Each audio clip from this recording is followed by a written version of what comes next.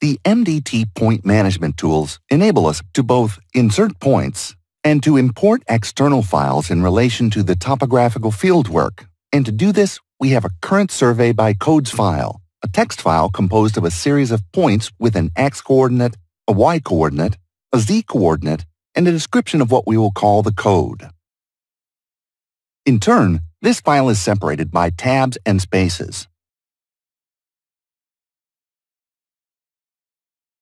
Well, to import this file, we go to MDT Points Import. We will describe some of the functions involved in this window. We can convert a manufacturer's format, the best known being Leader LAS and Esri Shape, manufactured by ArcGIS. And we can also import a personal format with our own configuration style. However, the most important is being able to import a point cloud using the columns. We can do this as NXYZ, as in this case. The operation involving the import of points can be conducted by inserting, replacing, or mixing. Insert will start from a new point. Replace will obviously replace the points drawn previously, and mix will mix both clouds without taking the numbering into account.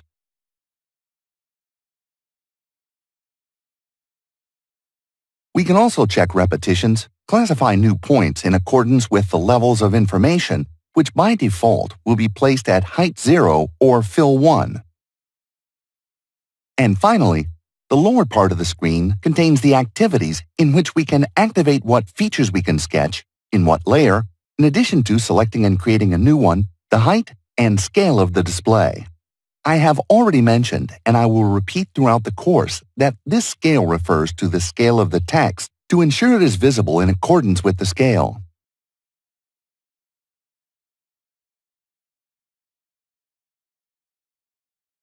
All MDT Tools feature settings and access to these settings and the points feature this series of options. We will leave it by default and accept. We will also accept, and we will be asked to select a file. This file may be by default with the extension PUN, or any ASCII file. Well, they are now drawn, and the command line at the bottom informs us we have 785 read and defined points.